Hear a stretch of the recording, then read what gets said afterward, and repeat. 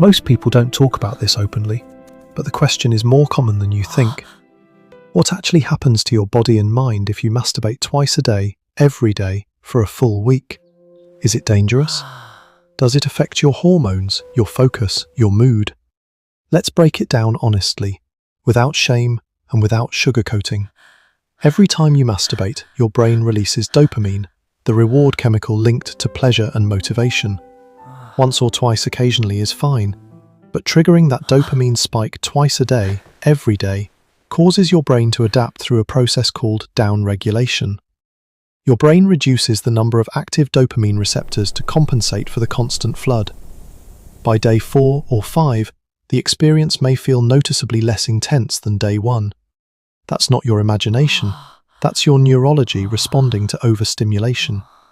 High-frequency sexual behavior can interfere with the brain's natural reward sensitivity, making everyday pleasures feel duller over time.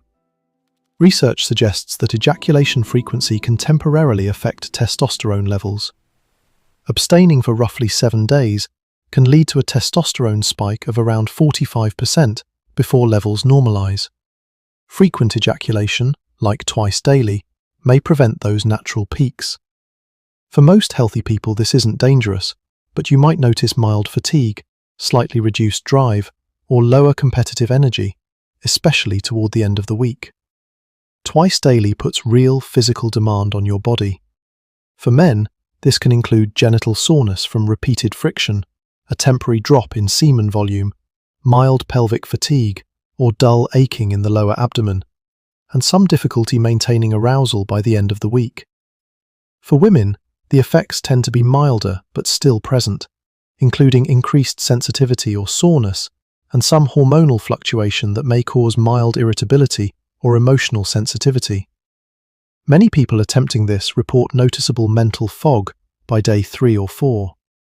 When you repeatedly spike and crash your brain's reward system multiple times a day, your prefrontal cortex, responsible for focus, decision-making, and emotional regulation, takes a hit. People who practice self-regulation around sexual behavior score significantly higher in concentration and emotional clarity. Masturbation doesn't destroy your focus, but overdoing it has a real cognitive cost that's hard to ignore once you're in it. Pornography introduces supernormal stimulation, artificially intense and constantly novel content your brain wasn't designed to handle in large volumes.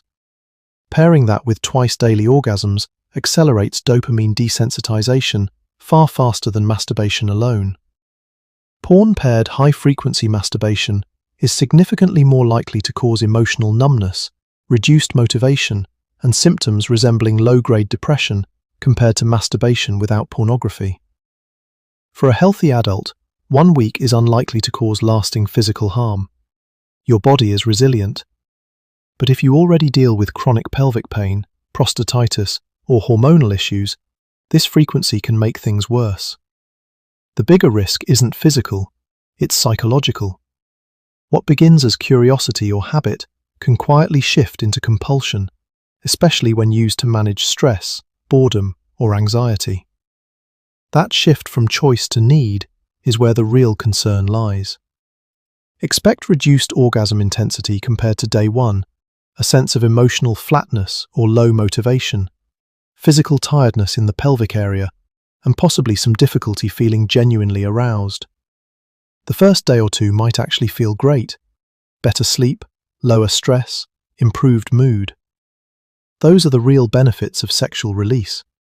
But stretched across 7 days at double frequency, those benefits erode and tip into diminishing returns. Masturbation is normal and healthy. Twice a week, completely fine for most people. Twice a day for a week straight is a different story. It pushes your reward system, strains your body, and often leaves you feeling worse than when you started. The science here isn't about shame. It's about recognizing that even healthy things have a threshold. And the most important question isn't how often, it's why. If the answer is pleasure and self-connection, that's healthy.